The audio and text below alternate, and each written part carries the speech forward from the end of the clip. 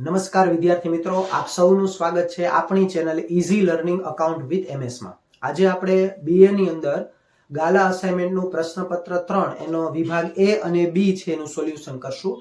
તો સૌથી પહેલા આપણે વિભાગ એ ની છે વાત કરીએ। પ્રવૃત્તિની દ્રષ્ટિએ સંચાલન કેવી પ્રવૃત્તિ છે? તો એનો જવાબ આવશે એ, સર્વવ્યાપી।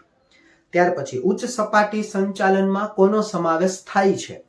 તો એનો જવાબ આવશે બોર્ડ ઓફ ડિરેક્ટર્સ, સી।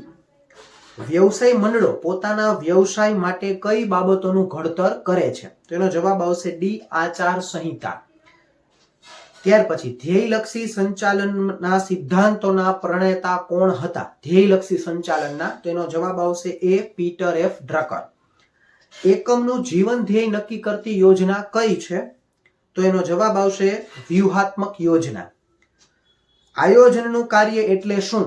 તેનો જવાબ આવશે સી, પસંદગીનું કાર્ય।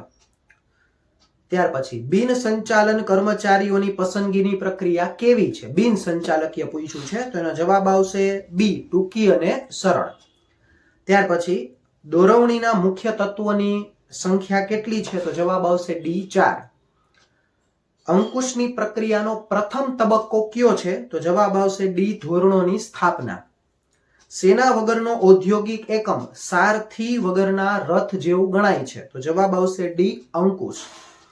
ત્યાર પછી સંપત્તિના મહત્મીકરણનો હેતુ બીજા કયા નામે ઓળખાય છે? તો એનો જવાબ આવશે સી, ચોખ્ખું વર્તમાન મૂલ્ય। ત્યાર પછી 12મો એમસીક્યુ, નાણાકીય સંચાલન કોની સાથે સંબંધ ધરાવે છે? તો જવાબ આવશે બી, નાણાં કાર્ય। ત્યાર પછી 1 વર્ષ કે તેથી ઓછા સમય માટે પાકતી મુદત ધરાવતી જામીનગીરીઓનું બજાર એટલે?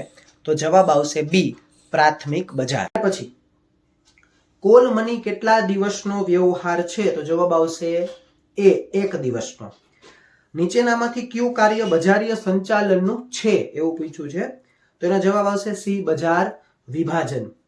ત્યાર પછી પેદાશ વિશેની બધી માહિતી સવિસ્તાર કોણ દર્શાવે છે? તો જવાબ આવશે બી, લેબલ। કયા પ્રકારના ફોરમ કે આયોગમાં સભ્યોની નિમણૂક કેન્દ્ર સરકાર કરે છે? કેન્દ્ર સરકાર કરે છે એવું કીધું છે, તો જવાબ આવશે સી, રાષ્ટ્રીય સ્તર। વાલીપણાનો સિદ્ધાંત કોણે આપ્યો છે? તો જવાબ આવશે ડી, ગાંધીજીએ। ટ્રેડમાર્ક ધારો કયા વર્ષમાં અસ્તિત્વમાં આવ્યો છે? મિત્રો અહીંયા છે એ ઓપ્શનમાં એક ભૂલ છે। ટ્રેડમાર્ક ધારો છે ને 1999 અસ્તિત્વમાં આવ્યો છે। અહીંયા આપને આપ્યું છે 1969 અને સાચો જવાબ છે ખાસ ધ્યાન રાખજો 1999 છે આવે છે, એટલે 1999।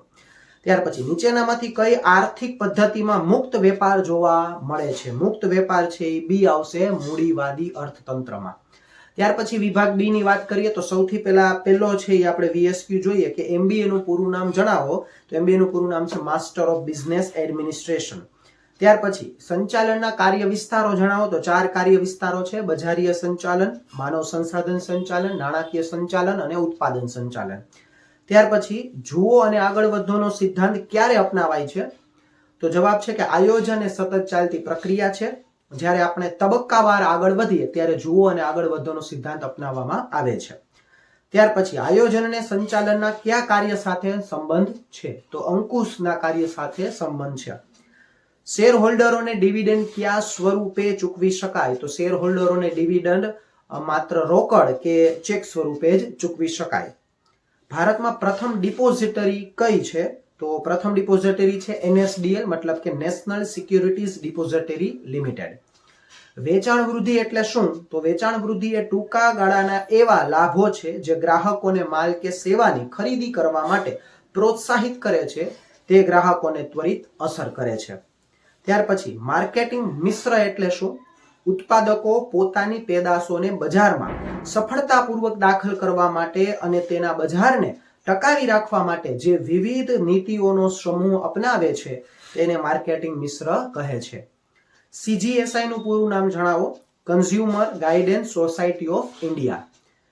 ત્યાર પછી જીએસટી નું પૂરું નામ જણાવો, ગુડ્સ એન્ડ સર્વિસ ટેક્સ। તો વિદ્યાર્થી મિત્રો અહીંયા આપણે પ્રશ્નપત્ર 3 છે એનું સોલ્યુશન કરેલું, નેક્સ્ટ વિડીયોની અંદર પ્રશ્નપત્ર 4 છે એનું સોલ્યુશન કરીશું।